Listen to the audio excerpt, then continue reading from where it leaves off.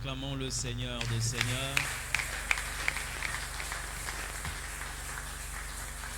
Merci Jésus. Amen. Dieu, nous te cessons de dire merci. Te cessons de te témoigner parce que tu es le seul, Seigneur Dieu, qui nous assure une protection sans faille. Tu es le seul qui nous conduit et tu es la source de notre existence. Dieu de paix, merci pour ton esprit, car nous le savons présent en ces lieux et nous savons que tu es là pour nous faire énormément du bien.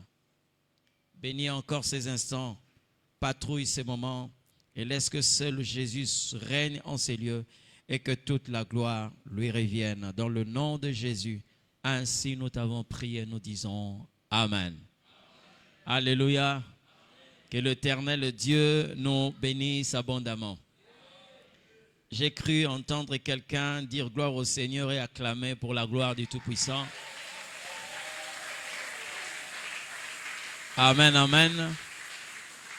Je bénis l'Éternel Dieu pour cette opportunité, cette lourde charge. Mais aussi je bénis l'homme de Dieu, le pasteur Aimé Mbaya, y compris son épouse. On dit souvent que quand il y a un homme puissant et fort, à côté de lui, il y a une femme capable. Amen. Que l'Éternel Dieu bénisse ces couples au nom de Jésus et que le Seigneur bénisse tous les serviteurs qui travaillent d'une manière soumise à son autorité. Qu'il vous bénisse abondamment ainsi que toute l'Église, temps, TGA. Amen. Voilà. Je cesserai de dire que Dieu continue à nous surprendre. Amen. Et la journée d'aujourd'hui témoigne réellement que les pas de ceux qui marchent sont au pouvoir de l'Éternel. Amen. Nous allons nous consacrer sur l'essentiel. C'est ce qui est important. Amen. Déjà, quand le pasteur m'a annoncé le thème, je ferai recours à une seule personne, c'est le Saint-Esprit. C'est lui qui maîtrise toutes choses. Amen. C'est lui qui connaît les ABC de la divinité. C'est lui qui nous enseigne ce qui échappe à notre intelligence. Amen. Ce que j'ai toujours aimé dans ces ministères, tout le thème qu'on aborde ici nous rapproche toujours des dieux. C'est-à-dire, c'est comme si on a amené un récipient vide et qu'on a piégé sous un robinet et que ce robinet est en train de faire tomber une seule goutte par seconde. Et jusqu'à ce que ce récipient sera plein. Même si ça fait 3 mois, même si ça fait 4 mois, même si ça fait 1 année. L'objectif, c'est d'être rempli. Amen. Et aucun thème qui est exploité ici ne vous éloigne du Seigneur. Et ça, il faut bénir Dieu. Parce que je vous l'ai dit, et je ne cours pas le risque de le répéter, que si vous êtes dans un bon endroit, il faut le garder et prier le Seigneur. Amen, amen. Voilà le thème que nous allons aborder aujourd'hui. Je crois qu'il y a un grand thème, et ça c'est le sous-thème. Devenez des adorateurs vrais. Amen. Il y a des moments où je me pose la question de savoir, mais le pasteur Aimé trouve ces thèmes là-haut. Mais j'ai béni Dieu parce que le Saint-Esprit, quand il nous annonce la profondeur, c'est qu'il va nous conduire dans la profondeur. Amen. Que la nuée des dieux nous couvre, ça c'est le thème central. Et lorsque nous parlons de la nuée, je n'aimerais pas revenir là-dessus, mais je vais aborder ces sous-thèmes parce que je me dis c'est tellement profond, tellement vaste, s'il nous faut que nous puissions parler sur devenir des adorateurs vrais. Donc si nous commençons à parler ici, nous allons commencer d'abord par le thème, commencer d'abord à parler sur chaque mot, ok? Commencer à parler sur chaque verbe utilisé en ces lieux. Je vous assure que c'est tellement vaste. Mais nous allons faire l'essentiel avec l'aide du Saint-Esprit. Amen. Devenez des adorateurs vrais. Nous allons d'abord commencer par lire la parole du Seigneur. Jean chapitre 4, le verset 23 à 24. Je vais lire cette parole dans 2 versions tout à fait différentes. Si tout le monde est là, nous allons lire la parole de Dieu. Jean chapitre 4, verset 23 à 24. J'ai lu d'abord dans la version Louis Ségan. Mais l'heure vient, et elle est déjà venue, où les vrais adorateurs adoreront le Père en esprit et en vérité. Car ce sont là les adorateurs que le Père demande. Dieu est esprit, et il faut que ceux qui l'adorent en esprit et en vérité. Je vais lire une deuxième version, Parole de vie, version 2000. Mais le moment est arrivé, et c'est maintenant, où Dieu donne son esprit. Alors ceux qui adorent vraiment le Père doivent l'adorer avec l'aide du Saint-Esprit, et comme le Fils l'a montré. Verset 24, oui, le Père cherche les gens qui l'adorent de cette façon. Ils doivent l'adorer avec l'aide de l'Esprit Saint. Quelqu'un dit Amen. Et le Seigneur Dieu nous bénisse. Bien-aimés dans le Seigneur, lorsque nous parlons des adorateurs, d'abord j'aimerais que nous puissions comprendre, parce que là, s'il faut que nous commencions seulement à parler des adorateurs vrais, quelquefois certaines notions vont nous échapper. Mais nous allons d'abord nous focaliser sur le fait de dire adorateur, parce que là, bien aimé, nous avons deux mondes en ce qui concerne l'approche des dieux. Deux mondes tout à fait différents. Nous partirons de la généralité vers une particularité. Amen. La généralité, c'est quoi? C'est que nous pouvons trouver un domaine ou un monde dans lequel tout le monde est appelé à dire quelque chose à propos du Seigneur. Mais ici, ça concerne une particularité de personnes qui peuvent seules dire quelque chose à propos du Seigneur. Je parle d'un monde où on parle des louangeurs et des adorateurs. Vous êtes d'accord avec moi? Lorsqu'on parle des louangeurs, c'est un monde qui implique tout le monde. Tout le monde peut louer Dieu, mais tout le monde ne peut pas adorer Dieu. Amen. Tout le monde ne peut pas adorer Dieu, mais tout le monde peut louer Dieu. Même un païen peut louer Dieu. Amen. Louange, ça veut dire quoi? Dire ce que Dieu a fait. Même un païen est capable de louer Dieu.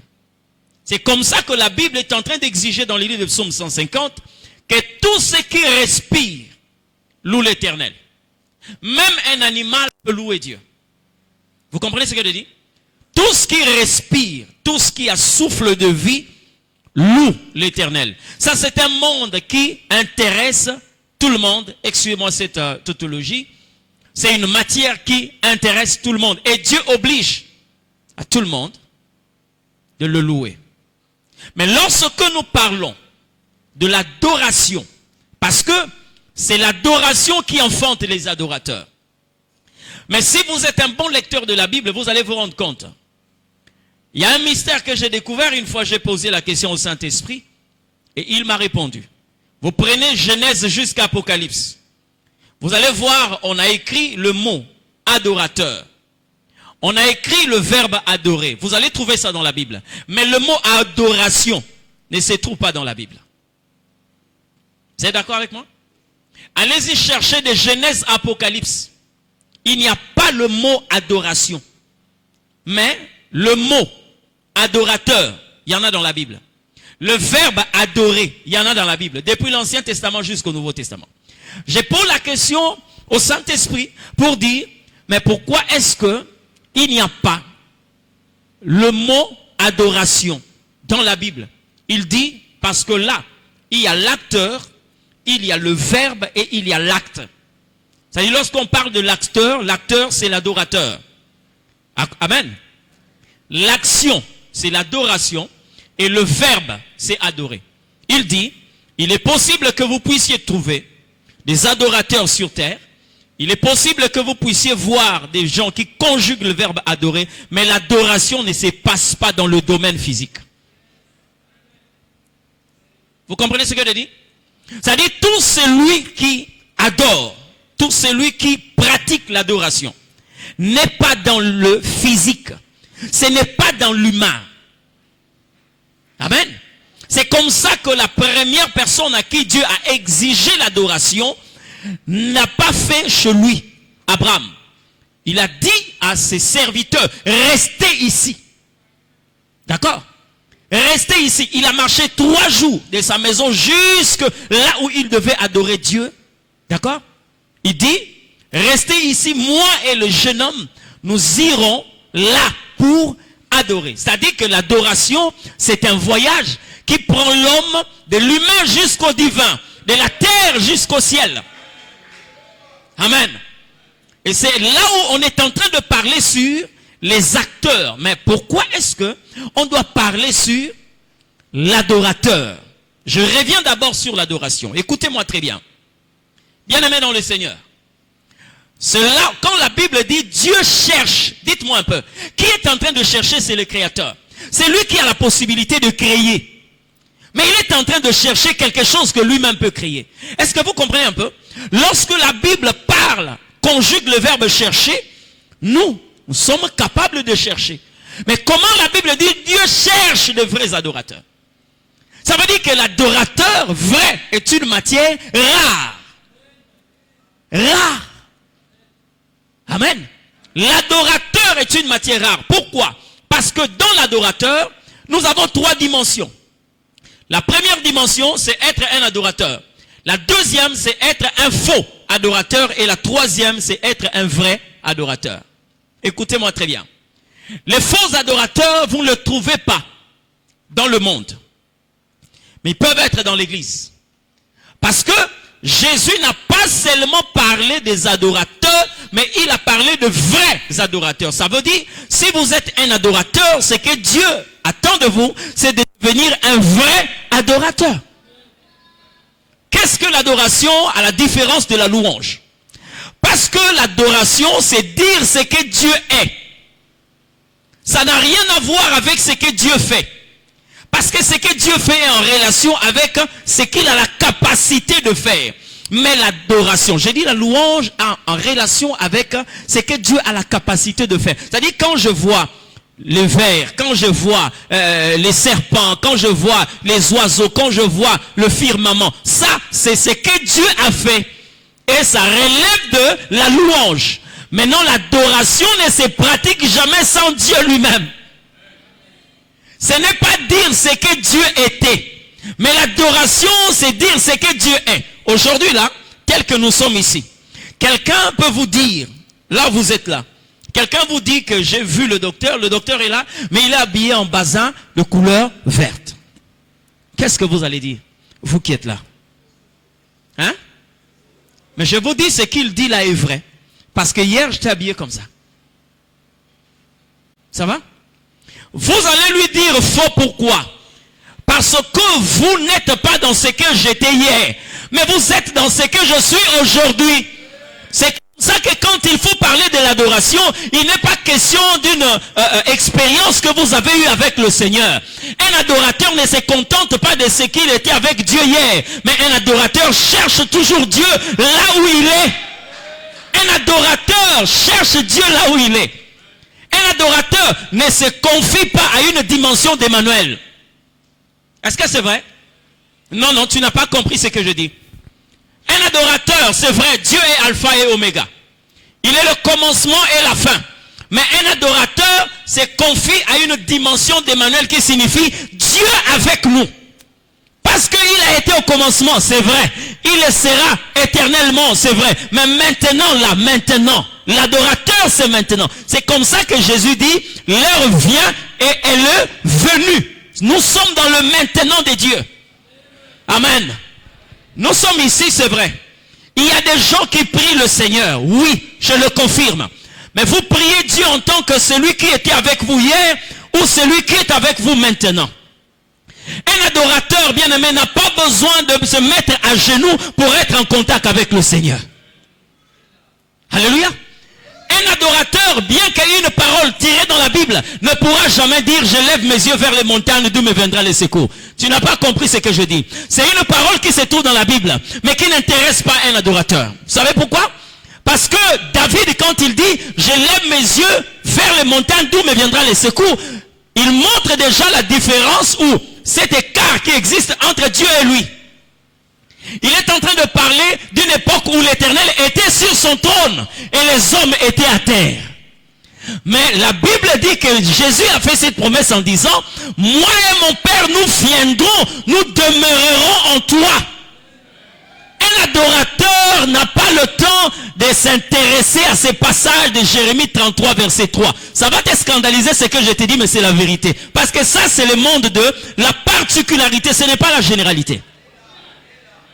J'ai entendu quelqu'un dire, Jérémie 33, verset 3, c'est le numéro de téléphone de Dieu. Vous avez déjà entendu ça? Écoute-moi très bien. Il y a des choses que vous devez normalement sortir de votre vie spirituelle. D'accord? Est-ce que c'est normal tel que nous sommes là? J'aimerais parler au pasteur Aimé. Là, je prends mon téléphone et je l'appelle. C'est pas possible? Moi, je n'ai pas besoin, je n'ai pas besoin d'invoquer Dieu avec un numéro de téléphone parce que il vit en moi. Je n'ai pas besoin de lever mes yeux vers les montagnes d'où me viendra les secours parce que je suis devenu le trône de Dieu. Dieu demeure en moi. Alléluia. Dieu demeure en moi. J'ai lu dans la Bible, bien aimé, une vérité. Je ne parle pas des réalités, mais je parle d'une vérité. Une vérité qui a failli scandaliser plusieurs personnes. Écoutez, lorsque vous prenez Pierre, vous le mettez là. Vous prenez Étienne, vous le mettez là. Vous leur demandez de parler de Jésus. Vous allez vous rendre compte. Ce que Pierre dit là est vrai. Mais Étienne peut lui dire que ce que tu dis là est faux. Ok? Parce que le jour où Jésus est monté devant ses disciples, le jour de l'ascension, la Bible dit, il est monté devant ses disciples et il est allé s'asseoir à la droite du Père. Est-ce que cette phrase est fausse? C'est vrai, non? Mais le jour où Étienne voit Jésus, il dit ceci, je vois le trône de Dieu, mais le Fils de Dieu debout à la droite du Père. Or, la Bible témoigne que Jésus était assis à la droite, mais Étienne le voit debout. Ça veut dire que pendant que toi, tu es en train de te contenter de ce que Jésus était assis à la droite du Père, si tu es là où Étienne est, il te dira c'est faux. La même Bible là, la même Bible. Amen. La même Bible. Daniel est en train de parler de Dieu qui était assis sur son trône. Il commençait même à décrire. Ézéchiel a fait la même description. D'accord? Il dit, j'ai vu le Seigneur. Il avait une ceinture d'or autour des reins. Le pan de sa robe remplissait tout le temple. Mais le jour où Jean vient, il est en train de parler de ce même Dieu-là, mais il dit, je l'ai vu avec une ceinture d'or autour de la poitrine. Mais celui-là l'a vu avec la même ceinture autour des reins. Mais toi, tu le vois présentement avec la même ceinture autour de la poitrine. Lorsqu'on parle de la poitrine et le rein, ce n'est pas la même chose. Mais tous, ce sont les serviteurs de Dieu. Amen. N'adore pas Dieu par rapport à une expérience d'hier. Non. N'adore pas Dieu par rapport à une expérience de l'année passée. Dieu est le même. Il est le même. Et les adorateurs, pour pratiquer l'adoration, vous devez dire ce que Dieu est. Amen. Ce que Dieu est. Aujourd'hui, nous avons du mal parce que les gens sont tellement accros à autre chose qu'à la personne de Dieu. Amen. Les gens préfèrent avoir le nom de Dieu, mais pas Dieu lui-même. Quelqu'un va me poser la question de savoir, mais pourquoi est-ce que Dieu insiste sur les adorateurs? Frère, écoutez, Alain Moloto a chanté. Nous avons beaucoup d'adorateurs dans ce pays. Mais quelquefois, ce qu'ils disent fait partir de leur relation avec Dieu. Ça ne te concerne pas. D'accord? L'adoration, en réalité, ce n'est pas le fait d'avoir des paroles, de belles paroles. Non. L'adoration, ce n'est pas ça. L'adoration, c'est pas ça. Vous croyez que si vous me dites que non, voilà, tu es gros, et tu es comme ceci, et ça va me plaire? Mais moi-même, je m'y connais. Amen. Tu ne peux pas vouloir me plaire en disant que non, moi je pèse 120 kilos. Mais je vais commencer à rigoler. Parce que ce n'est pas ma taille, ce n'est pas mon poids. Même si tu veux me faire plaisir, ce n'est pas ce qui est réel. Amen. Lorsque nous voyons Jésus à la croix, que Quelqu'un ne pouvait pas dire au Seigneur que voilà, il était habillé d'une robe qui avait une seule couture, une robe de lin et tout, pendant que Jésus était à moitié nu. Il y a des choses en Dieu qui peuvent vous scandaliser. Mais le problème, c'est que ça soit la vérité. Vous savez quoi? Je l'ai dit souvent. Lorsque vous êtes à côté d'un vrai adorateur, il faut faire attention. Vous comprenez ce que je dis? Il faut faire attention parce que il y a une sorte de prière, une dimension d'intimité que moi j'appelle ne pas me laisser à la portée des enfants. Je vous pose une question.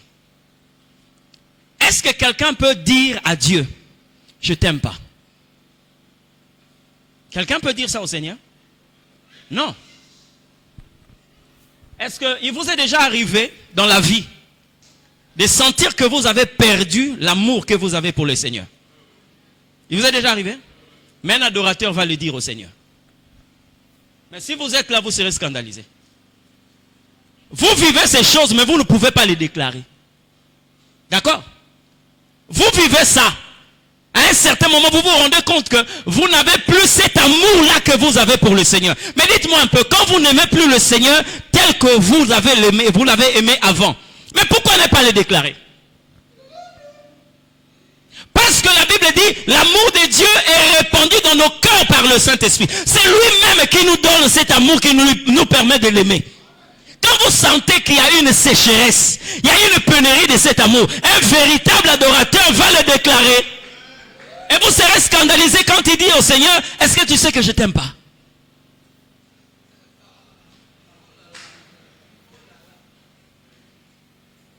Vous croyez bien aimé? Il y a une différence entre une prière vraie et une belle prière. Et la belle prière est faite de belles phrases, hein? Très bien coordonnées, bien formulées et tout. Les gens apprécient votre manière de formuler quelquefois vos prières. La manière dont vous êtes en train de parler à Dieu. Certains même peuvent commencer à prendre des notes parce que les paroles sont tellement intéressantes. Mais ce n'est pas ça, l'adoration vraie. Je préfère encore entendre une maman qui prie en Kiloubakat qu'une personne qui prie en anglais, mais qui n'est pas vraie. Je préfère encore quelqu'un qui prie en Chilouba, mais qui prie vrai, par rapport à quelqu'un qui prie en français, mais qui n'est pas dans le vrai. Parce que là, la Bible est en train de parler sur les vrais adorateurs. Les adorateurs vrais, c'est-à-dire, ils sont bâtis dans la vérité. Bâtis dans la vérité. Mais, d'où vient ce sujet dans l'église? Pourquoi est-ce que Dieu est en train de chercher cette race de personnes? Pourquoi est-ce que Dieu exige qu'il y ait de vrais adorateurs? Parce que, bien aimé, dans l'adoration, Dieu n'est pas absent. L'adoration, c'est même le sens du culte. Le mot culte signifie quoi? Tourner tout autour de Dieu. Ça va, non? Donc, pour que vous puissiez faire un culte, la première des choses, vous devez d'abord repérer Dieu. Pour que vous puissiez tourner tout autour de lui. Ça va? Aujourd'hui, nous avons dénaturé, je dis bien, dénaturé le mot culte. Nous l'avons dépossédé de toute son essence et de toute sa signification. Parce que le fait de dire que voilà, je suis allé à l'église, je suis allé à la messe, certains disent que je suis allé à la prière, mais en réalité, lorsque on vous parle sur l'adoration, vous allez vous rendre compte, bien aimé, ce n'est pas le temps, ce n'est pas le lieu, mais c'est la personne qu'on doit normalement adorer. Donc un adorateur, en réalité, son culte commence lorsque Dieu est là, et son culte se poursuit pendant que Dieu est là. Ce lieu ne peut pas constituer seulement un lieu unique d'adoration. Un adorateur sortira de cet endroit, mais il sortira avec Dieu. Vous comprenez ce que je dis? Il viendra dans la présence de Dieu, il demeurera dans la présence de Dieu, et il va quitter dans la présence de Dieu, continuer à marcher avec ces dieux-là. C'est ça l'adorateur. C'est ça l'adorateur. C'est comme ça que vous êtes en train de voir. Bien aimé, moi j'ai un témoignage. Plusieurs témoignages, mais je vous parle d'un témoignage. Ça s'est passé un matin au culte matinal. Vous voyez comment est-ce que nous venons au culte matinal? Les gens sont tellement fatigués, ils ont rompu leur sommeil. Quelquefois, vous voyez des gens qui somnolent en plein culte. Ok? Mais, un matin, nous n'étions pas en train de parler sur la guérison. Mais on parlait seulement sur la présence de Dieu. Frère, je connais un papa, un chef de famille. Sa femme était là et ses 2 enfants. Présents au culte matinal. Pendant que nous sommes en train d'adorer, j'ai entendu dans la salle quelqu'un crier « Pasteur, pasteur, Ebungi, Ebungi !» Oh, qu'est-ce qui se passe? Et j'ai vu le protocole aller vers lui. On a commencé à le maîtriser. C'est un papa que je connaissais très bien. Il avait une hernie externe. D'accord? Vous n'avez pas besoin, excusez-moi de vous le dire sans gants, vous n'avez pas besoin de fouiner. Non, même comme ça, vous voyez que cet homme-là a un problème. Parce que c'était tellement visible. Mais je n'ai même pas prié pour les malades. Je n'ai pas parlé sur la guérison. On parlait seulement de la présence de Dieu. Et quand on est rentré dans la présence de Dieu, bien aimé, cette hernie a disparu. Amen. L'adoration se fait là où Dieu est. Et le peuple qui s'approche de Dieu doit être exigeant. L'adoration ne se fait pas là où Dieu était. Non, non, non, non. L'adoration se fait avec Dieu. Dieu est là. Et c'est comme ça que vous allez voir, bien-aimés. Dans un culte de mariage, les maladies sont guéries. Dans un culte de mariage, ceux qui sont possédés sont libérés. Mais on est venu pour bénir ceux qui sont venus solliciter la bénédiction nuptiale. Les adorateurs. Qu'est-ce que Dieu est en train de rechercher? Écoutez-moi très bien. Vous voyez tel que je suis en train de vous regarder l'assemblée. Tout celui qui est tout près de moi, quand il me regarde dans mes yeux, il finira par vous voir tous. C'est-à-dire quand tu es dans un environnement où tu vois Dieu, tu finiras par être un panneau qui montre aux gens qui est réellement Dieu. Combien de personnes, nos églises sont remplies de ceux qui veulent avoir le mariage. Comme si l'église était devenue une salle de commune, hein? Un bureau du bourgmestre. Les églises sont devenues des ambassades là où les gens viennent chercher des visas. Nos églises sont devenues des sociétés là où les gens viennent chercher du travail. Mais qui est en train de chercher l'éternel Dieu? Amen. Qui cherche Dieu? Dieu ne peut que chercher ceux qui le cherchent. Amen. Et lorsque la Bible dit, ce sont ceux-là que l'éternel Dieu cherche. Ça veut dire quoi, frère? En Dieu, il y a plusieurs dimensions. Tu peux faire 100 ans de la vie chrétienne, mais tu n'as pas encore expérimenté toute la dimension de Dieu. J'ai entendu un prédicateur dire ceci. Dieu marche avec des gourmands, des gens qui ne se rassasient pas. Amen. Des gens qui ne se rassasient pas. Ce que tu as expérimenté avec Dieu n'est pas la fin. Je dis bien n'est pas la fin. Si Dieu était un monde, personne n'allait marquer, ne fût-ce que même la frontière là où Dieu finit. Même l'éternité ne suffit pas pour que nous puissions définir qui est Dieu. Amen. Même les anges là qui étaient dès le commencement, même avant, bien aimés, ne peuvent pas cerner Dieu. Ils continuent à découvrir Dieu. L'éternité, je le dis bien, ne suffit pas pour que nous puissions comprendre Dieu. Et lorsque nous avons un Dieu comme ça, il est en train d'exiger qu'un peuple le cherche. Le mot chercher ici, ce n'est pas dans le sens d'aller ouvrir, je ne sais pas, les pages de la Bible. Non. De découvrir ce que Dieu est capable de faire. Vous comprenez ce que je dis? Un adorateur, je dis bien un adorateur, se comporte comme cette femme qu'on a trouvée dans les livres des Cantiques des Cantiques. Et vous allez vous rendre compte, bien aimé, pour déceler la maladie de nos églises. Aujourd'hui, moins de personnes pénètrent les livres des Cantiques des Cantiques. J'ai entendu même un pasteur dire, il y a de ces choses qu'on ne peut pas prononcer parce qu'on est tellement, on est tellement civilisé. Devant l'église, on ne peut pas, on vous parle des saints, on vous parle des hanches, on vous parle des... Frère, ça c'est un langage des adorateurs. Il ne s'agit pas de la forme d'une femme. D'accord? Maintenant, lorsque les gens ne sont pas arrivés au niveau de l'adoration, on ne peut pas pénétrer les livres des Cantiques des Cantiques. Et regardez ce que cette femme est en train de dire. J'ai sillonné partout dans le monde. J'ai sillonné toute la ville. Mais pour faire quoi? Même tard dans la nuit, elle était en train de chercher qui? Celui que son cœur aime. J'ai regardé autour de moi. J'étais seul. Il n'y avait personne. Tard dans la nuit, je suis allé.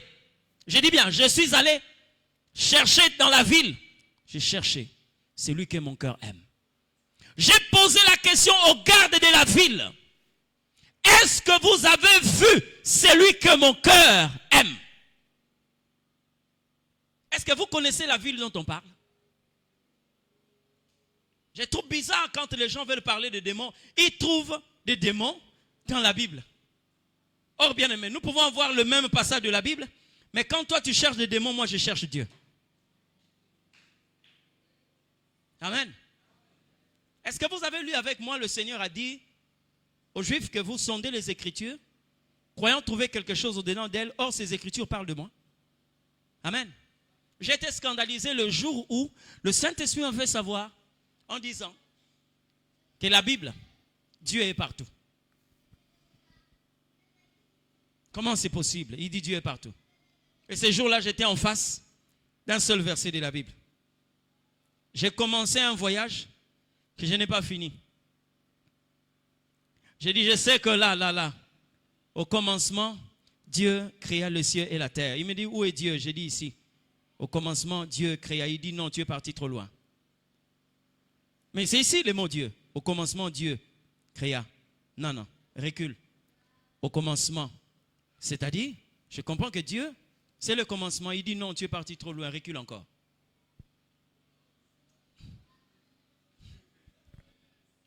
La seule chose qui me reste ici, c'est le mot haut.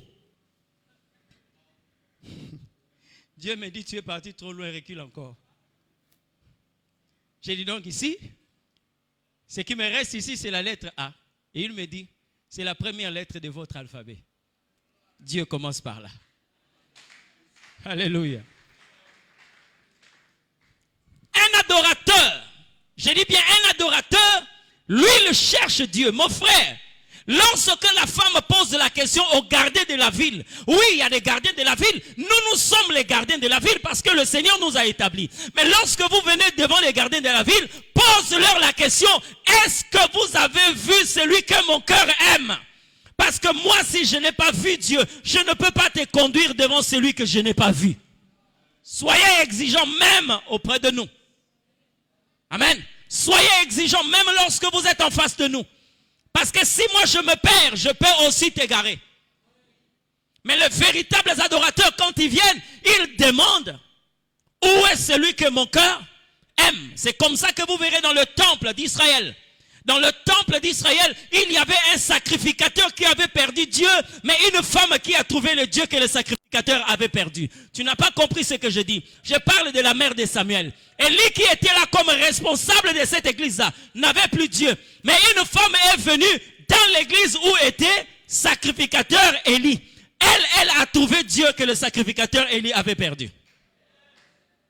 Voilà l'attitude des adorateurs. Amen.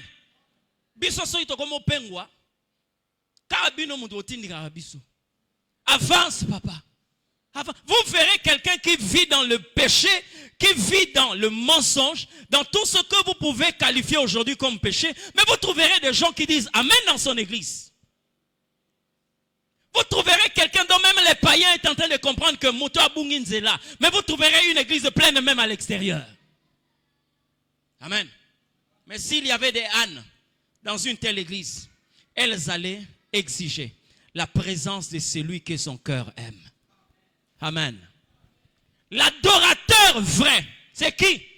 C'est celui-là qui peut te parler de Dieu maintenant, qui te parle aussi de même Dieu le soir, mais dans une autre dimension. Parce que Dieu n'est pas statique. Dieu n'est pas statique. Amen. J'ai expérimenté Dieu, je continue à expérimenter. Bien aimé, il y a quelque chose que le Seigneur m'a interdit. Je croyais que c'était normal. Mais le jour où il m'a reproché par rapport à ça, j'ai dit oui, le Saint-Esprit a raison. J'ai entendu quelqu'un dire, je suis en train de sentir la présence de Dieu. Moi aussi, je l'ai répété, parce que je le ressentais. Il me dit non, tu n'as pas besoin de sentir ma présence parce que je suis en toi. Amen. Tel que le couple est là, le pasteur et sa femme. Maman pasteur ne peut pas sentir la présence de son mari parce qu'il est là. Et nous n'avons pas besoin de sentir la présence de Dieu parce qu'il est là. Amen. L'adorateur, son problème, c'est Dieu. Amen. Son problème, c'est Dieu. Et s'il faut que l'adorateur s'approche de Dieu, comment est-ce qu'il va parler? Les gens aujourd'hui préfèrent Salomon. Et c'est ça la corruption de l'Église. Lorsqu'on parle de Salomon, il a le pouvoir, il a la gloire, il a l'argent, il a une renommée. Et les gens sont tentés. Et Salomon a raté une occasion en or. Laquelle? L'occasion que Moïse a saisie. Salomon a raté cette occasion. Dieu s'est présenté à Salomon. Il pose à Salomon la question de savoir qu'est-ce que tu veux que je te donne. Quelle a été la réponse de Salomon? Je veux devenir sage. Donne-moi de la sagesse pour que je gère ces royaumes. Effectivement, Dieu lui a donné la sagesse. Mais j'aimerais que l'Église soit précise. Vous savez, bien-aimés, Salomon était sage. Hein? Vous êtes d'accord avec moi? Il n'était pas au début de la sagesse, mais il était sage. Vous êtes d'accord avec moi? Mais est-ce que vous savez, le même Salomon a dit, la crainte de l'Éternel, c'est le commencement de la sagesse.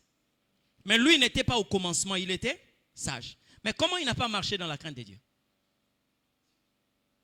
Hein? Salomon a construit des temples aux dieux étrangers. Salomon a eu 1000 femmes. Salomon a été cité dans des adorations des divinités étrangères. Mais la Bible dit qu'il était sage. Oui, parce qu'il y a une sagesse qui te permet de conduire une nation et il y a une sagesse qui te permet de marcher avec Dieu. Et c'est cette sagesse-là que Salomon n'avait pas. Amen. Il a préféré les biens, il a préféré la gloire, la renommée comme ceux d'aujourd'hui. C'est comme ça que vous verrez lorsqu'on parle de la gloire financière, lorsqu'on parle de la puissance économique, lorsqu'on parle je ne sais pas de quoi, les gens peuvent dire Amen, ils se lèvent, ils viennent sceller la parole de Dieu, ils donnent les offrandes. Mais lorsqu'on parle de la présence de Dieu, les gens sont là parce que ça ne nous intéresse pas. Mais Moïse a reçu la même opportunité. Il a dit à Dieu, si j'ai trouvé grâce à tes yeux, fais-moi voir ta gloire. Il ne parlait pas de la gloire. Qu'est-ce que Moïse disait? Parce que Dieu a fini par répondre à Moïse. La question de Moïse était cachée aux intelligences des hommes. Il dit, show me your glory. Fais-moi voir ta gloire. Mais Dieu lui-même sait ce que demandait Moïse. Parce qu'on ne peut pas dissocier la gloire de Dieu de la face de Dieu. Dieu dit à Moïse, personne ne peut voir ma face et rester en vie. Vous êtes d'accord avec moi? Qu'est-ce que Moïse a cherché? La face de Dieu.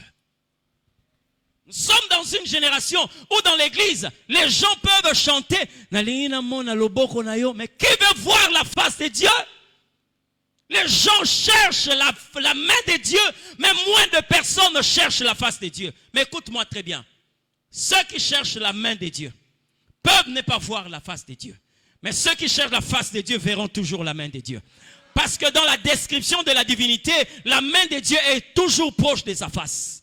C'est comme ça que la Bible dit, ce que ma bouche aura déclaré, ma main l'accomplira. Dans la description de Dieu, la main de Dieu est à côté de sa. Vous comprenez? Les adorateurs, Moïse a mis de côté tout ce qu'on pouvait lui proposer, la richesse, la gloire, même Canaan. Il a dit à Dieu, fais-moi voir ta face. Quand tu vas aller dire à ta femme comme ça, j'ai rencontré Dieu, il m'a posé la question, qu'est-ce que tu veux que je te donne? La femme va te poser la question, tu as dit quoi? Oh non, j'ai dit à Dieu, fais-moi voir ta face. Et si elle sait que vous êtes locataire, et vous avez des problèmes, frère, ta demande là va se transformer en dispute. Amen. Parce que les gens sont tellement excités, attirés par les intérêts. Mes frères, tout ce que nous pouvons chercher sur la terre prendra fin. Mais il n'y a que Dieu qui est éternel. Alléluia. C'est comme ça que vous verrez les adorateurs n'auront pas de fin. Les adorateurs ont une dimension de vie que tout le monde n'a pas. Comment vivent les adorateurs? Je prends un couple là où il y avait un louangeur et un adorateur. Sarah et Abraham. Vous êtes d'accord avec moi? Les deux étaient ensemble. Dieu est venu le visiter. Sarah a préparé pour Dieu. Abraham a servi, il leur a lavé le pied.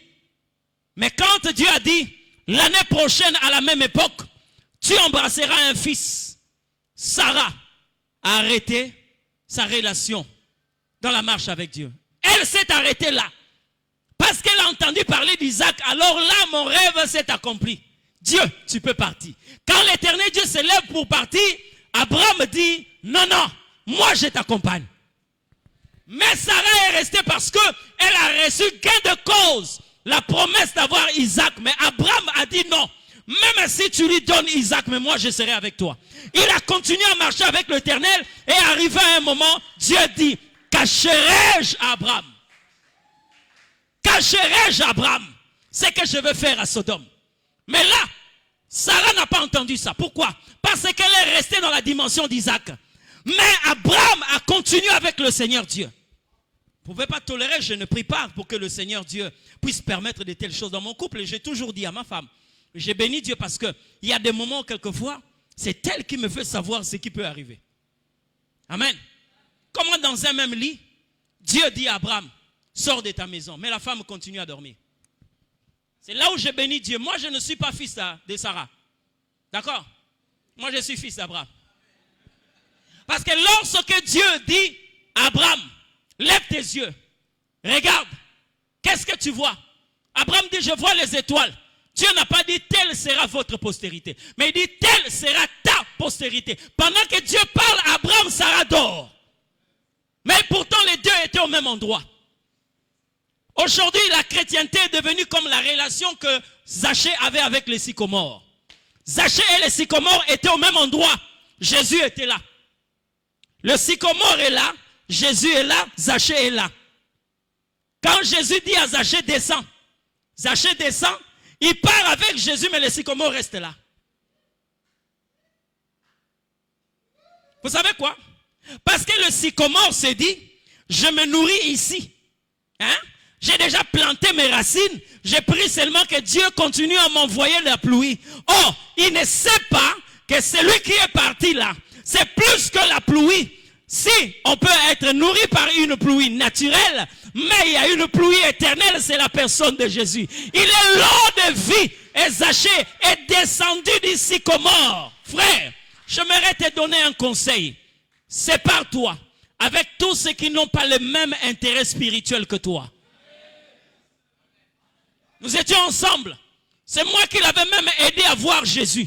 Mais le problème, c'est que toi, tu es accro à ce qui peut faire de sorte que je puisse me séparer de Jésus. Le problème n'est pas de rencontrer Jésus, mais plutôt de continuer de poursuivre avec le Seigneur. Un adorateur, la Bible parle de vrais adorateurs. De vrais. Amen. Vous savez quoi? À un certain moment, lorsque je priais, je sentais des flammes au niveau de mes mains. Même lorsque je ne suis pas en prière. Vous sentez des flammes. Donc, c'est-à-dire lorsque vous fermez les yeux, vous pouvez voir même la forme de ces flammes. Mais à un moment donné, ça a disparu. Oh, mais qu'est-ce qui se passe? J'ai regardé ma vie. J'ai péché. J'ai convoité une femme. Qu'est-ce que je fais? J'ai passé un moment de prière parce que ça a disparu. Après, j'ai commencé à ressentir une flamme là. Quand j'ai pris, je sens cette flamme. Vous sentez vraiment que c'est une flamme. Après un moment donné, ça a aussi disparu. Mais qu'est-ce qui se passe, Seigneur? Mais parmi les manifestations les plus terribles, je vous dis, le Saint-Esprit n'est pas une flamme, il n'est pas une colombe. Mais ce sont les symboles qu'il utilise pour signaler quelquefois sa présence et transmettre un message. Quand ça a disparu après, j'ai commencé à ressentir quoi? Quand j'ai pris, vous sentez là, à la poitrine, vous sentez la forme d'une colombe et ses pattes et ses ailes faisant ceci. Je n'ai jamais entendu quelqu'un me fortifier sur ces choses, ou peut-être quelqu'un qui est passé par là. Je sais que quelque part, il y a quelqu'un qui a déjà vécu cette expérience. Mais moi, je n'avais pas quelqu'un autour de moi qui pouvait me rassurer que non, reste tranquille et tout. Mais j'avais que Dieu pour me dire, c'est moi. Je suis là. À un certain moment, ça a disparu. Mais qu'est-ce qui se passe? Après, il y a quelque chose qui m'a envoyé en retraite. Je marchais, les gens croyaient, ils se disaient que ce jeune garçon-là est imbu de lui-même ou comment là. Vous savez quoi? Vous voyez lorsqu'on vous rase la tête, hein? Vous êtes rasé et qu'on vous met l'eau sur la tête. Vous voyez comment ça fait, non? C'est comme une auréole qui est sur vous en vous faisant ça. Moi, je sentais cela. Ça fait des mois et des mois. On dirait que ça me chatouillait un tout petit peu. J'étais obligé de me promener avec un peigne.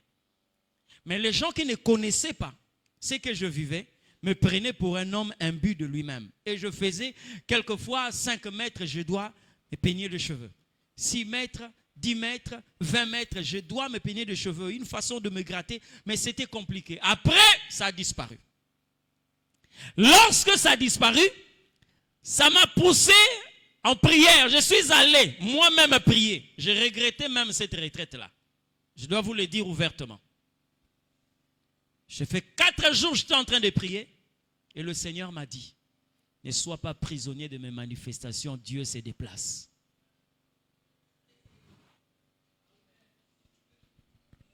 Amen. Il me dit, Dieu se déplace. Tu ne dois pas être prisonnier de mes manifestations. Comment c'est possible? Lorsque vous lisez la Bible, vous allez vous rendre compte que quand Dieu a rencontré Moïse, il y a eu un tremblement de terre. C'est pas ça? Il y a eu un tremblement de terre. Le jour où le Saint-Esprit est descendu, il y avait le feu, il y avait le bruit d'un vent impétueux. D'accord? Mais bien aimé, le jour où Dieu veut se manifester à Élie, toutes ces manifestations-là étaient venues, mais Dieu n'était pas à l'intérieur. Dieu dit à Élie, tiens-toi devant la fente du rocher, je te parlerai. Et Élie s'est tenu devant la fente du rocher. La Bible dit, il y eut un tremblement de terre. Oh, c'est une manifestation qui accompagnait Dieu. Mais la finalité, on dit quoi? Mais Dieu n'était pas là. Après cela, il y a eu un vent puissant qui déchirait les montagnes. Mais Dieu n'était pas là. Après, il y a eu un feu qui dévorait, mais Dieu n'était pas là. Après cela, il y a eu un vent doux. Ok? Et l'Éternel était là. Le problème n'est pas les symptômes ou les manifestations qui accompagnent Dieu, mais nous cherchons Dieu lui-même. Nous cherchons Dieu lui-même. Nous voulons voir des personnes qui cherchent Dieu. Amen. Des personnes qui cherchent Dieu. C'est-à-dire Dieu devient le seul qui peut étancher votre soif. Aujourd'hui dans l'église, beaucoup de personnes se font compromettre ou corrompre par l'argent, par le mariage, par le travail, par l'élévation. Amen.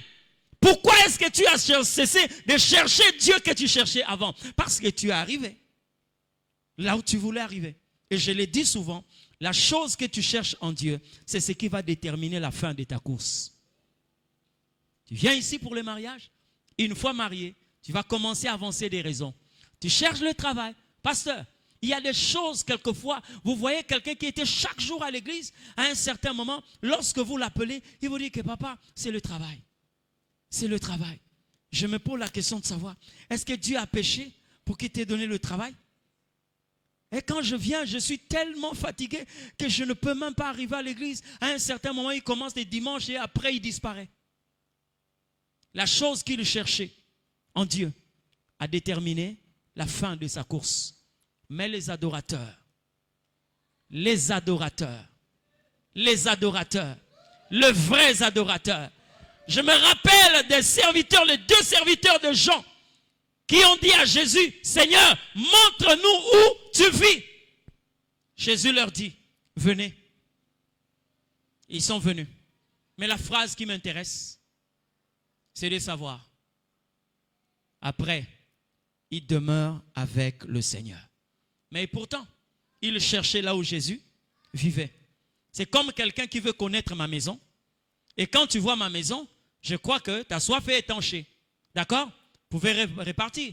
Mais ceux-là qui sont venus chercher là où Jésus demeurait, après, ils ont fini par dire, nous resterons avec toi.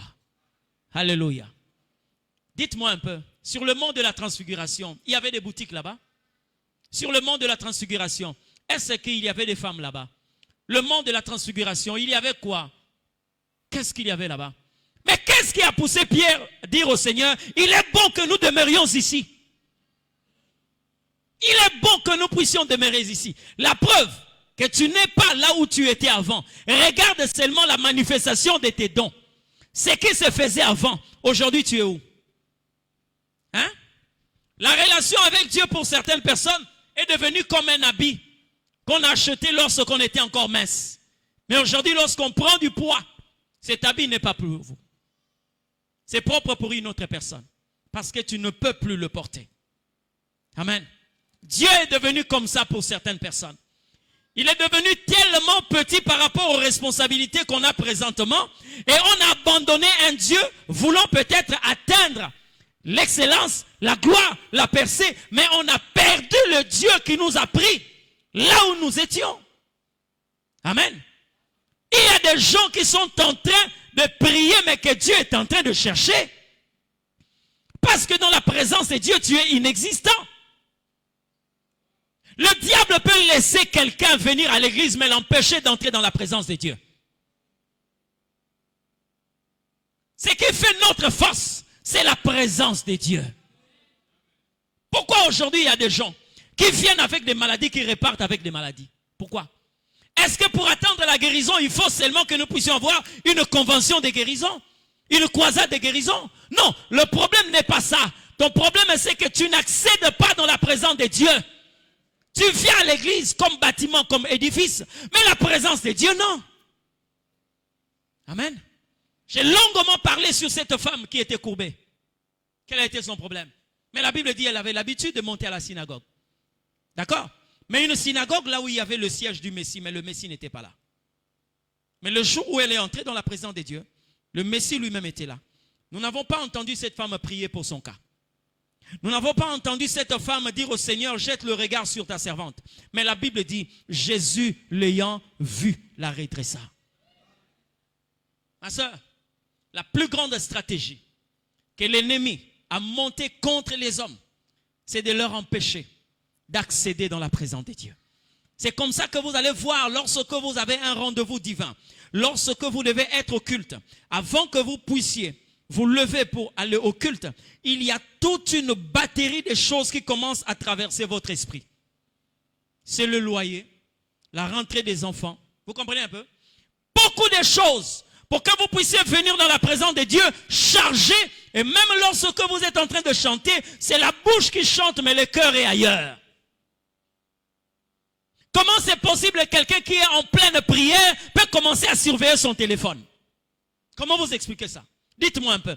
Entre Dieu et celui qui va m'appeler, bien-aimé, quelle est la relation que je dois protéger? Mais comment? Les vrais adorateurs adoreront le Père en esprit et en vérité. Les gens ont parlé de Job. Mais bien-aimé, dites-moi un peu. Quelle est la plus grande bénédiction que Job a reçue? Vous croyez que parce qu'il a été béni au double de ce qu'il avait? Vous croyez? Ce n'est pas la plus grande bénédiction. Et lorsque nous parlons, nous les prédicateurs, on parle de Job, on finit par dire que voilà, après le Seigneur l'a restauré. Oui, c'est vrai, c'est pas mauvais. Et c'est pas un mensonge, c'est vrai. Dieu l'a donné au double de ce qu'il avait. S'il avait 14 000, Dieu lui a donné 28 000. S'il avait un tel nombre, Dieu lui a donné au double. C'est vrai.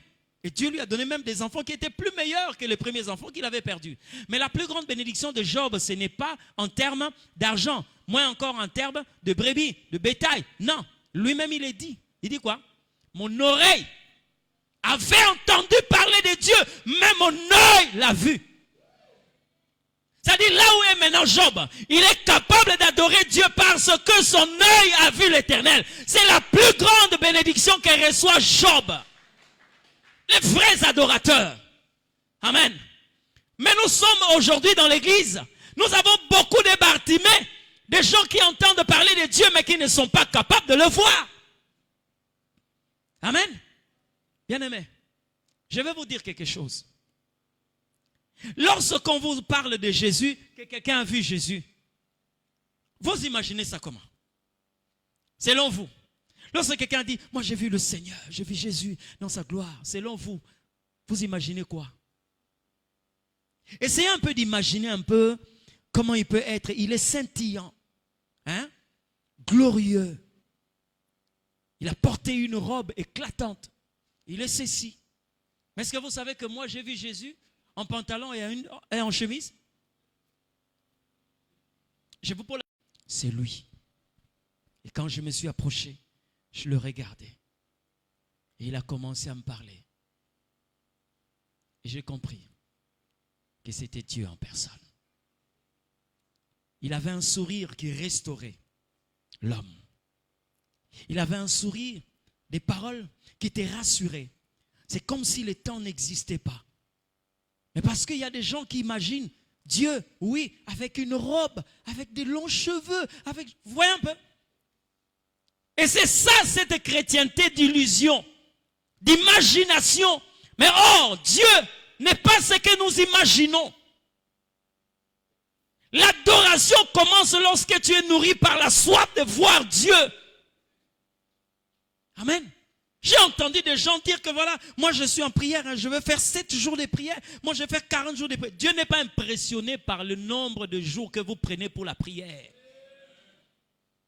Oh, il a fait 120 jours. Oh, il a fait 240. Surtout à Kinshasa, ici, vous entendrez des choses. Hein? Il a fait 2 ans de jeûne. Dieu n'est pas impressionné. Vous savez la personne qui a jeûné de plus dans ce monde? Jésus est en jeûne, hein, jusqu'à aujourd'hui. Vous avez lu ça? Il dit à ses disciples, je ne prendrai plus le produit de la vigne jusqu'à ce que. Ça fait combien de ans? Hein? Plus de 2000 ans. Hein? Il est en jeûne. Donc même si tu fais un jeûne de 200 jours, de 400 jours, tu n'impressionnes pas le Seigneur. D'accord? Mais les adorateurs, ce n'est pas le temps. Mais plutôt, leur objectif, c'est quoi? Seigneur, si je ne te vois pas, je ne sortirai pas de cet endroit. Pasteur, ces lieux peuvent devenir un lieu de culte sans qu'il y ait culte ici. S'il y a des adorateurs. Je ne viens pas le mardi, le mercredi, je ne viens pas le vendredi, le dimanche. Si j'ai la pensée de rencontrer Dieu, même le jour où il n'y a personne, je suis ici. Seigneur, je veux te voir. Parce qu'en cet endroit, il y a une alliance avec le Seigneur Dieu. Si tu viens avec un cœur disposé, tu vas le rencontrer. Amen. L'adorateur, il est convoqué à Péniel. Vous connaissez Péniel? Le problème aujourd'hui, c'est que plusieurs ne peuvent pas faire le voyage de Bethel et Péniel. Il y a un homme au nom de Jacob. Il a vu le trône de Dieu. Il a baptisé cet endroit Péniel, Bethel plutôt, parce qu'il a dit, j'ai vu une échelle qui reliait le ciel et la terre. Il a donné à cette ville le nom de Bethel. Mais plus tard, Jacob a atteint Péniel, là où il a dit, j'ai vu Dieu face à face. Et il dit quoi par la suite? Et mon âme a été sauvée. J'ai vu Dieu face à face. Frère, je vais finir par dire ceci. Est-ce que vous savez? Regardez un peu la personne qui est à côté de vous. Est-ce que vous savez que Dieu est plus réel que la personne qui est à côté de vous? Vous êtes d'accord avec moi? Dieu est plus réel que la personne qui est à côté de vous. Mais si vous pouvez voir celui que Dieu a créé, pourquoi ne pas voir Dieu lui-même? Amen. Je vous prêche un Dieu qui existe. Amen. Aujourd'hui, ce n'est pas le problème de dire tu vas te marier. Aujourd'hui, ce n'est pas le problème de dire que tu vas voyager. Mais aujourd'hui, c'est le problème de dire que tu peux voir Dieu. Et Dieu cherche ceux qui le cherchent. Amen. Dans la présence de Dieu, je l'ai dit, toute personne qui accède dans la présence de Dieu, tout ce que vous avez comme imperfection est considéré comme une provocation pour Dieu. Et ça excite Dieu. Il travaille, il agit, il opère. Amen.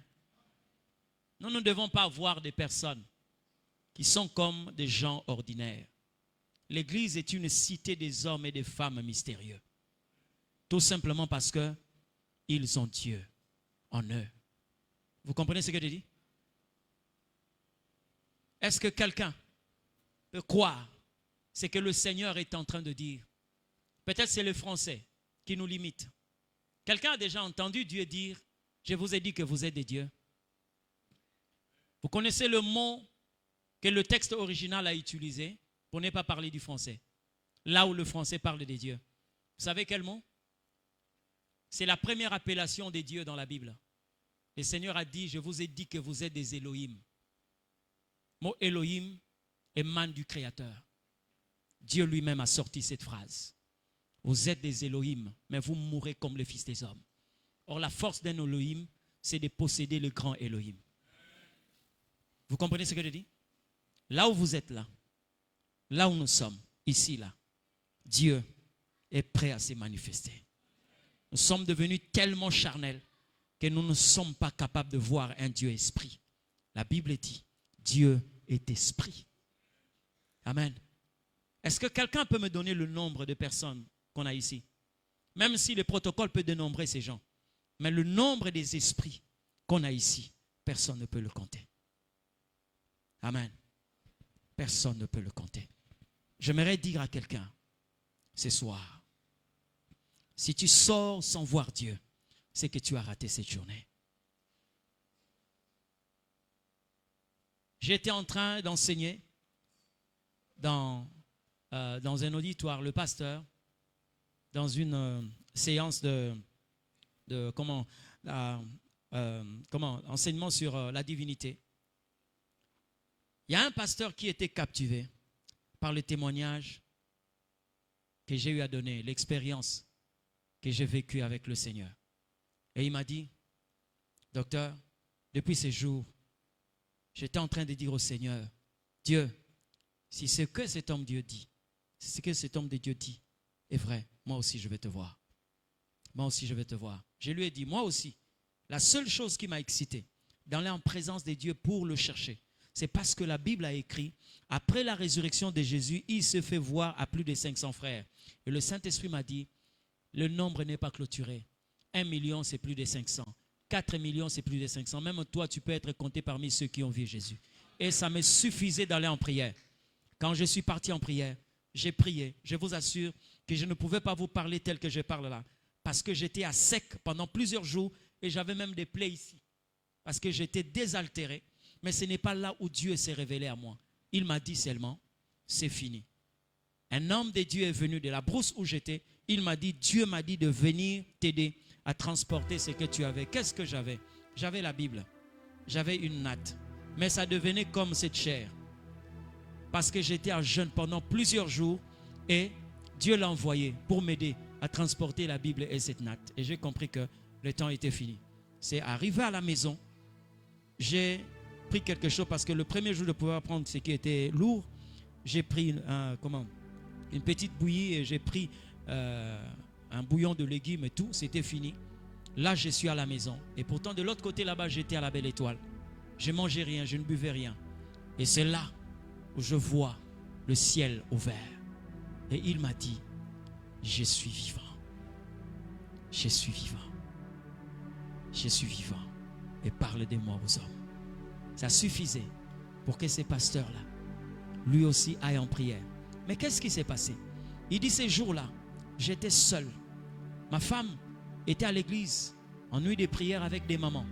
Pendant que j'ai prié, je sentais que je devais vraiment prier. Je priais à un certain moment. J'ai senti l'atmosphère de la maison changer. Il dit, docteur, j'ai compris pourquoi Dieu a dit à Moïse, personne ne peut me voir et rester en vie. Je ne l'ai pas vu, mais c'est que j'ai senti. Moi-même, j'ai dit à Dieu, ne viens pas, pardonne-moi, laisse-moi dormir. C'est pas fini. Son petit frère était un pasteur. Lui, au moins, il a avoué. Il dit, pasteur, docteur, je n'étais pas prêt à voir. C'est que je ressentais seulement. J'ai dit, si je meurs ici, je serai seul. Ma femme n'est pas ici. Seigneur, ne viens pas. Ne viens pas, j'ai compris que tu existes, ne viens pas. Son petit frère prend le même témoignage. Il va à Manguengenge, ici, à Manguengenge. Il va aller prier pendant 6 jours. Tellement qu'il était fatigué. Le jour où il prend la décision, il dit, bon, de toutes les façons, j'ai déjà parlé au Seigneur. Je descends. En plein mois de septembre, le froid. Il avait son tricot. Il avait le bâton. Tellement fatigué, il descendait. Arrivé, au pied de la montagne, là, il trouve un enfant qui avait à peu près 1 an. Un beau bébé avec, on découche là, le pampers, ok? Torse nu et nu-pied. Un beau bébé. Il dit, je me disais que sa mère est quelque part. J'étais en train de regarder ce beau bébé. Après, c'est lui qui m'a dit, bonjour. Et j'ai répondu, bonjour. Après, je me suis dit comment? Moi, j'ai un pull vert. Avec le froid comme ça, mais comment ce bébé-là peut être torse nu? Mais sa maman est où? Et lorsqu'il se retourne pour voir, il trouve qu'il n'y avait personne. Il dit, j'étais fatigué par la faim. Mais quand j'ai vu qu'il n'y avait personne, j'ai commencé à courir.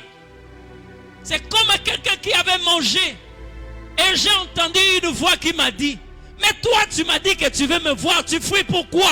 Il dit, j'ai commencé encore à fuir. La religion est différente de la spiritualité. Ce que tu as dans la tête là, sur Dieu, hein? Laisse-lui se révéler à toi. Mais n'imagine pas ce qu'il est. Les vrais adorateurs, lorsqu'on parle de ce que Dieu est, tu vois là où je te parle là, j'ai la possibilité de te décrire ce que je vois, parce que je le vois. Je ne suis pas un Bartimée. Et le don que Dieu te fait ce soir, c'est que tu sois capable de voir ce que je suis en train de voir. Vous avez ici un serviteur qui a vu Dieu. Votre Père voit le Seigneur. Et je suis là pour vous confirmer que vous êtes dans une église authentique. D'accord?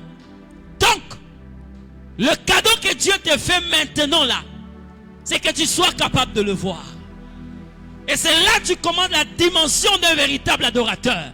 Et tu as la possibilité de dire quoi que tu peux voir du Seigneur. Mais il ne te laisse pas seulement le voir, mais il doit aussi t'accorder la grâce de la voir. Parce qu'avec Dieu, le verbe voir marche de pair avec le verbe avoir. Il a dit à Abraham, ce que tu vois, je te le donnerai. Si tu vois Dieu, laisse-moi te dire, tu entres dans une dimension de Dieu. Et ça se passe ce soir. Est-ce que je peux parler avec quelqu'un? Est-ce que je peux prier avec quelqu'un ce soir? Est-ce qu'il y a des assoiffés de Dieu? Est-ce qu'il y a des adorateurs de Dieu? Aujourd'hui, à cause de cette absence de vouloir voir Dieu, nous avons des personnes qui sont là. Oui, je veux que nous puissions respecter le temps parce que je suis là qui respecte. Mais laissez-moi vous dire, dans l'adoration, quelquefois le temps n'existe pas. Je suis resté une fois dans la présence de Dieu de 9h à 3h du matin. Je ne savais pas que l'heure passait. Je ne le sentais pas. Amen. Je ne savais pas. Quand je me suis ressaisi, je me suis rendu compte que tout le monde dormait. Personne n'était en éveil. Et nous étions un autre jour. Mais nous avons commencé à 9h. J'étais seul dans la prière. Et quand c'est comme ça, ma femme ne me bouscule pas. 3h du matin.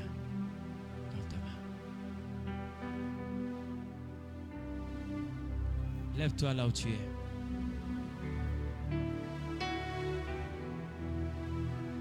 La seule chose que Dieu t'accorde ce soir, c'est sa présence.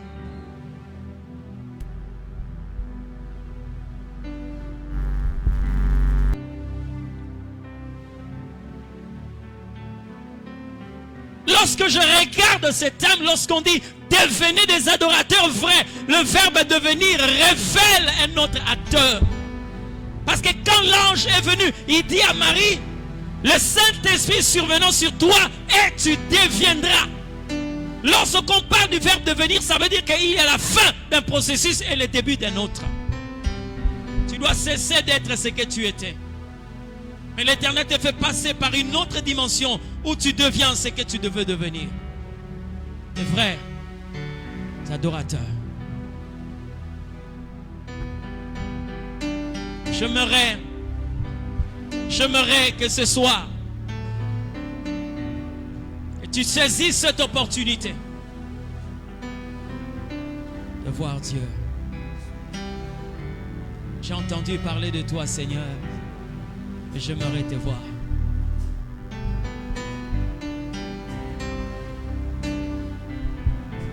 Je ne suis pas là pour te mettre les paroles dans la bouche. Mais il y a quelqu'un qui est là pour étancher ta soif. C'est Dieu lui-même. Certaines situations de nos vies sont compliquées tout simplement parce que Dieu nous invite dans sa présence.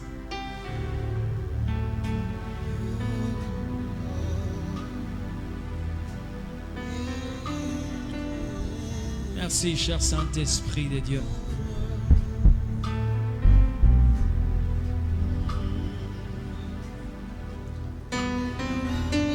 Je le répète encore, je ne suis pas là pour te mettre des paroles dans la bouche. Mais laisse que la soif que tu as te guide dans cet univers de gloire. Il est là, c'est Dieu puissant. Il est là, c'est Dieu merveilleux. Et il dit à quelqu'un, me voici. Me voici, Seigneur.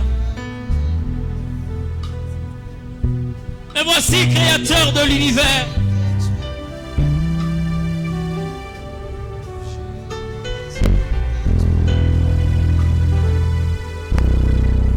Ce que nous sommes venus faire ce soir, c'est de remettre la soif d'avoir Dieu. Je veux te voir. Ne sois pas tourmenté par la parole qui dit personne ne peut me voir et rester en vie. Lorsqu'il parle de la personne, il s'agit du commun de mortels. Mais pas nous, il nous a été donné la grâce de le voir pour la voir. Jésus.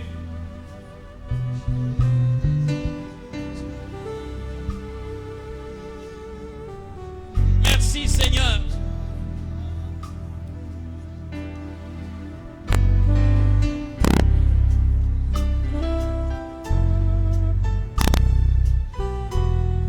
Dieu de toute éternité. Je ne désire que toi. Je ne désire que toi. Seigneur de gloire. Assoiffé de ta présence. Je ne désire que toi. Gloire à ton nom, le prince de paix. Je désire que toi. Il est là, c'est Dieu puissant. Assoiffé de ta présence. Je désire. Oh, c'est zèle qui anime les amoureux. C'est zèle qui anime les partenaires. Lorsqu'on aime tellement son partenaire, bien même dans le noir, on peut continuer à avancer. Ce n'est pas l'obscurité qui empêche l'amour. Les difficultés ne peuvent pas constituer une barrière pour que l'amour ne puisse pas s'exprimer. Mon âme t'est bénie, Seigneur de paix. Mon âme t'exalte, puissant sauveur. Dieu de toute grâce, prince de paix. Je suis assoiffé.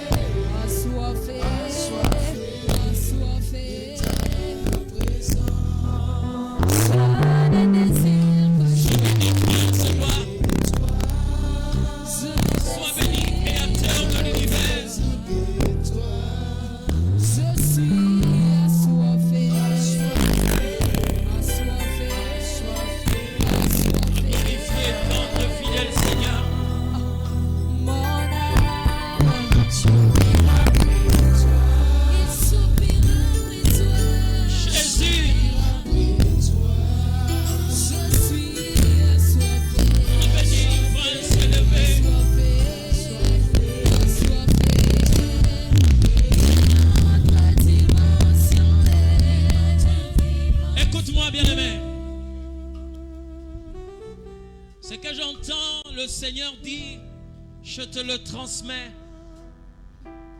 Il y a une forte et une puissante barrière contre l'adoration. Ça s'appelle la chair. N'attends pas que je prie pour chacun de nous ici. Je ne suis pas venu aujourd'hui prier pour chacun de nous. Non. Je suis venu t'annoncer une dimension où Dieu t'attend. Tu dois monter. Je te sens tellement lourd. Est-ce qu'il y a quelqu'un qui est en train de voir ce que je vois?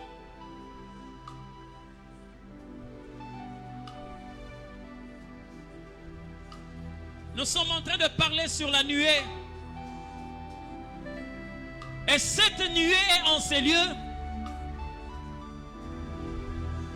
cette nuée en ces lieux,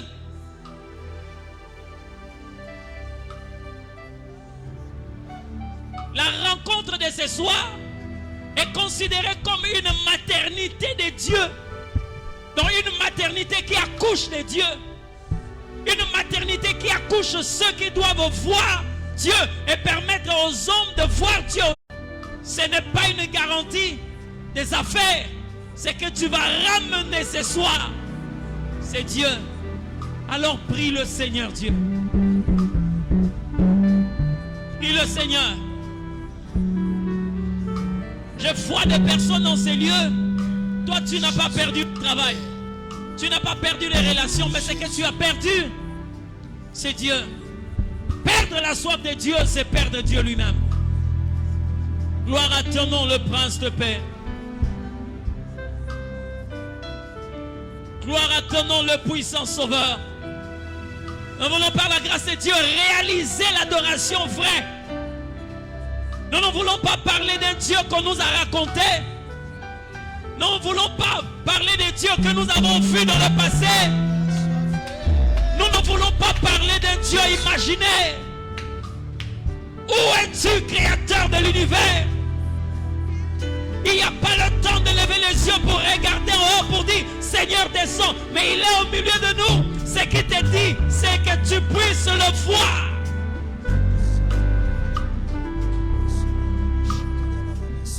Je veux te voir, Seigneur. J'entends quelqu'un le dire ce soir. Je veux te voir, Seigneur.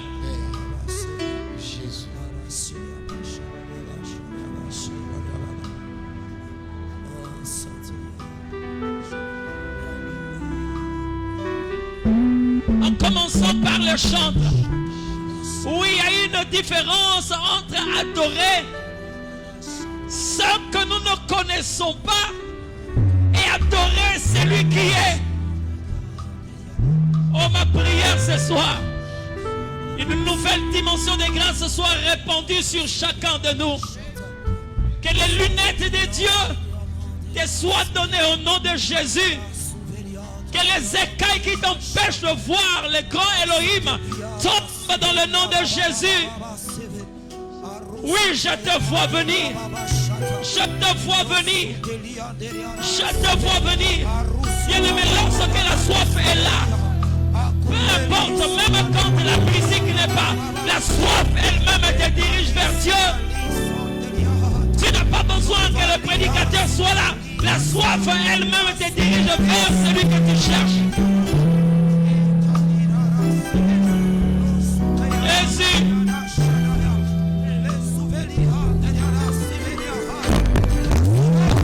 La soif elle-même te dirige.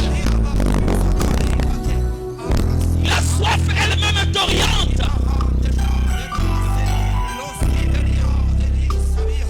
Bien-aimé, aujourd'hui, tu seras capable de dire comment est-ce que tu vois Dieu. Là, nous entrons dans la dimension de l'adoration vraie. Oui, il y a quelqu'un qui le voit maintenant où je suis en train de parler.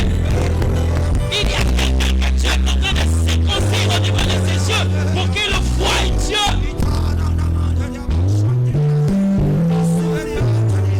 Et pendant que tu entres dans cette dimension, tu commences à les décrire comme Jean était en train de les décrire. Il ne disait pas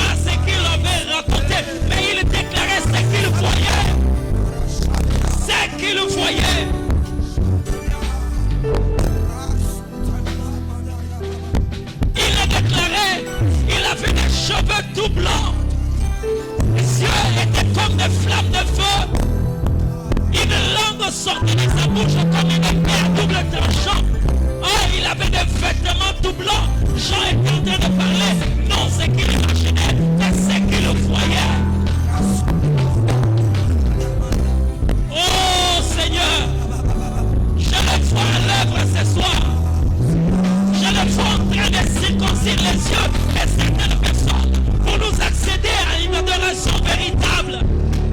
Il n'est pas un Dieu imaginaire, il est un Dieu qui existe. Et pendant que tu le déclares, pendant que tu le vois, il te touche. Pendant que tu le cherches, il se révèle.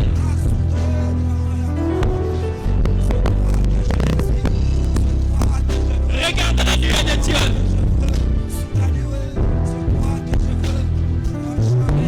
Je vois cette nuée.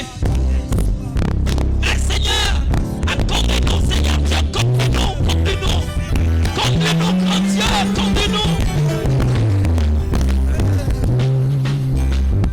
Oh Jésus, le Dieu de gloire.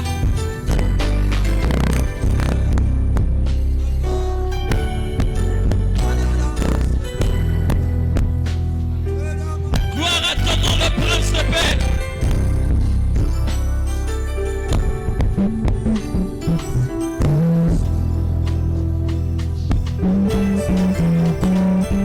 Tu vas réaliser la véritable adoration ce soir. Je sais que dans le passé, tu as déjà été initié dans l'adoration, mais l'Éternel que tu as vu il y a de cela 5 ans veut encore se révéler à toi aujourd'hui même. Il est le Dieu qui répond à la soif. Il est Dieu qui répond à la soif. Il est le Dieu qui répond à la soif. Il a dit cherche-moi.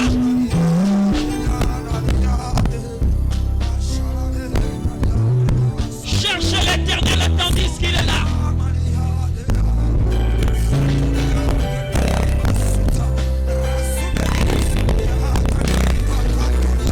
Je l'ai vu et je le vois encore.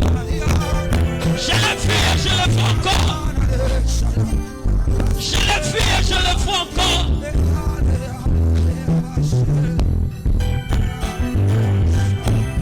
Je suis en train de voir des personnes visiter au niveau des oreilles. Oui, tu sens ces bourdonnements. Tu sens cette forte présence de Dieu.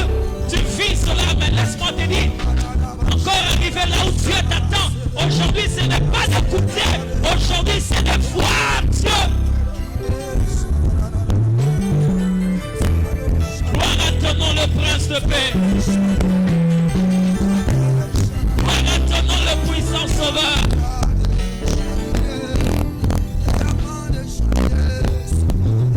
Gloire à ton nom, le Prince élevé.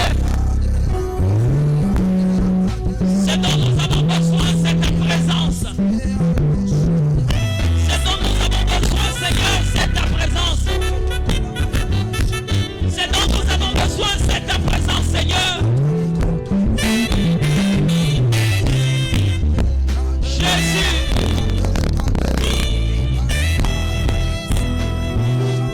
Seigneur de gloire.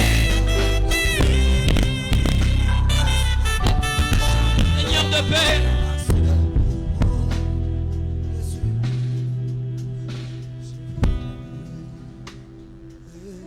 C'est dont nous avons besoin ce soir. Cet exercice pour certains est devenu difficile à pratiquer. Difficile à pratiquer. Mais laisse-moi te rassurer. Dieu est en cet endroit. Il est en cet endroit. Il est en ces lieux.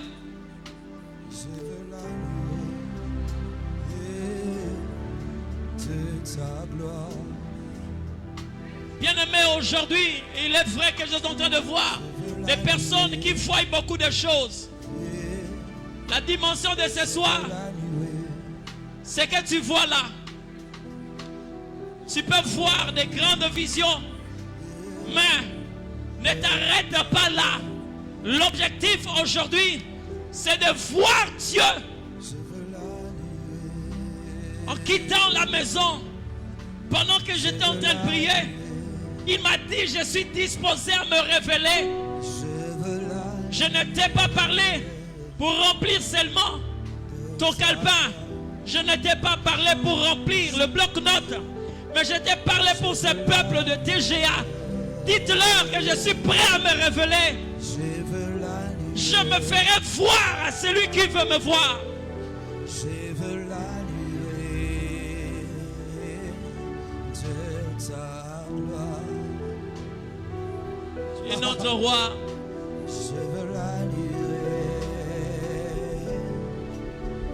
Tu es notre roi. Tu es notre roi. Je veux la nuée. Tu es notre roi. De ta gloire. Je veux la nuée. Je veux la nuée. Je veux la nuée.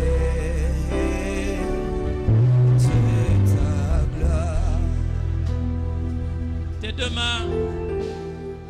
Je demande à toute l'assemblée de rester tranquille. Lève seulement tes deux mains.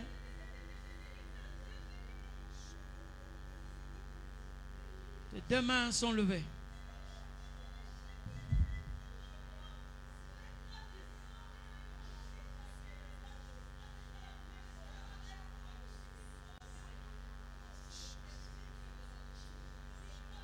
La Bible dit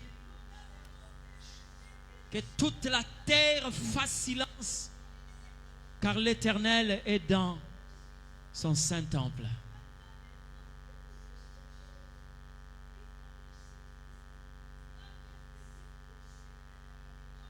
C'est une opportunité. Oui. Merci, cher Saint-Esprit de Dieu. Cher Saint-Esprit de Dieu. Esprit de vérité, de gloire.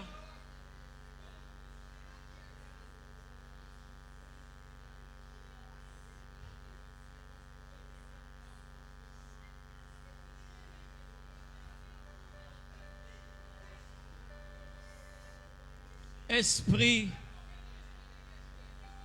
de gloire. Esprit de gloire. Il est là, le Dieu puissant. Oui. Lorsque le divin prend place dans l'humain, quelque chose de glorieux est en train de se passer en ces lieux. La puissance de Dieu, Dieu est dans ces lieux. Il y a quelque chose qui commence dans sa vie. Il y a quelque chose de Dieu qui commence dans ta vie. Quelque chose de puissant et de fort.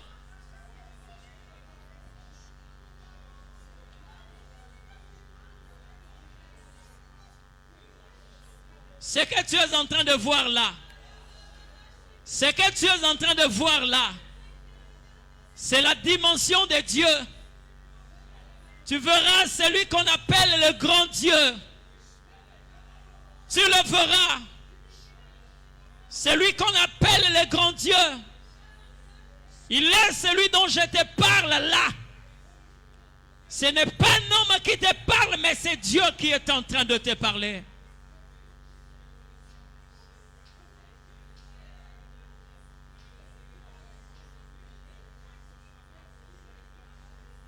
Oh Seigneur de gloire.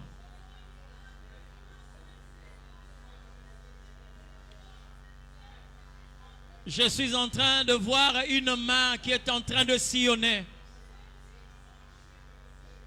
l'église tout entière. Une main puissante qui est en train de sillonner cet endroit.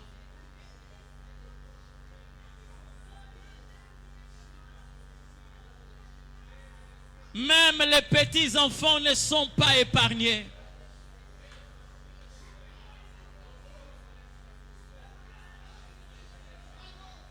Le Dieu qui répond à la soif. Le Dieu qui répond au désir. Le Dieu qui répond au désir. Oh, sois béni.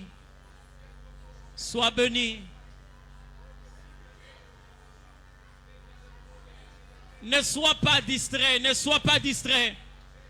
Il y a ta part qui est réservée aujourd'hui. Il y a ta part qui est là.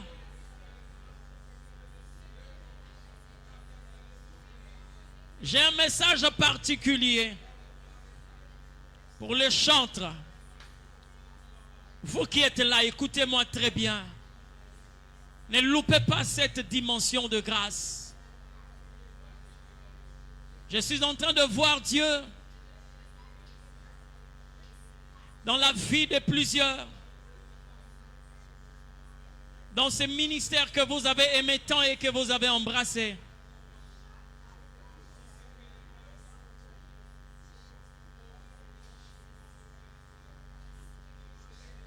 Il est possible que dans les jours qui viennent, il va y avoir des services ici où ce n'est pas un cantique que les gens ont connu. Parce que le Seigneur va vous conduire dans une dimension de ce qu'on appelle le chant nouveau. Vous n'allez pas seulement déclarer ce que les hommes peuvent répéter, mais lorsque vous entrez dans cette dimension de voir Dieu, vous commencez à décrire ce qui est présent parmi vous. Parce que dans un culte de gloire, on ne chante pas ce que Dieu donne, on ne chante pas ce que Dieu fait, mais on déclare ce qu'il est. La Bible dit, lorsque vous aurez élevé le Fils de l'homme. Non, je suis en train de voir cette dimension s'éclater en ces lieux. Je suis en train de voir cette dimension se manifester terriblement en ces lieux. Lorsque vous aurez élevé le Fils de l'homme, vous verrez qui il est. Je vous fixe à ces rendez-vous. Écoutez-moi très bien, Église, Temple de la grâce d'Adonai. Écoutez-moi très bien. Il y aura des choses qui vont se passer en ces lieux. Il y aura des dimensions qui vont se manifester en ces lieux où les gens ne vont pas comprendre ce que Dieu a commencé à faire, où les gens ne vont pas saisir ce que le Seigneur est en train de faire, parce que vous entrerez dans une dimension où vous n'allez pas chanter pour Dieu, mais vous allez chanter Dieu. Lorsque vous chantez Dieu, il y a des choses qui se passent, des choses inexplicables, des choses que l'intelligence de l'homme ne peut pas cerner. Je suis en train de prier ce soir, que ma prière soit un élément qui va vous introniser, vous introduire, vous faire entrer, vous faire asseoir dans cette dimension où vous ne chanterez pas pour Dieu, mais vous commencerez à chanter Dieu. Si on parle de la puissance des psaumes, parce que les psaumes parlent de Dieu. Gloire à ton nom, le puissant Sauveur. Gloire à toi, le Créateur de toutes choses. Le temps que nous avons ici ne nous suffit pas pour laisser Dieu faire ce qu'il a promis de faire. Le temps que nous avons ici ne nous suffit pas pour que le Seigneur explose ce qu'il veut exploser en ces lieux. Mais ce qui est jeté en toi, c'est cette soif de Dieu. Je suis en train de voir certaines personnes se placer entre la terre et l'espace. Cette vision est purement spirituelle. Et au Seigneur de me dire qu'il y a des gens qui atteignent une dimension que vous devez normalement garder. Je le vois parce que Dieu a commencé à te faire naviguer dans une dimension où l'intelligence de l'homme ne peut pas expliquer ce qui est en train de se passer.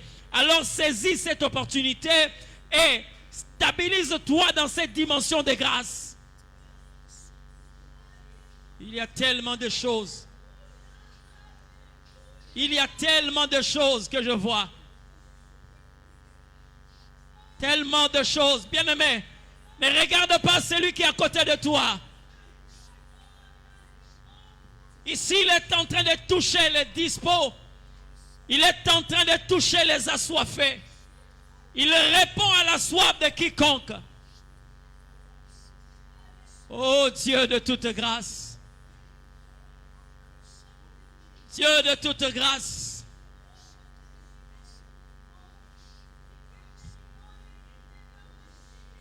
Dieu de toute grâce,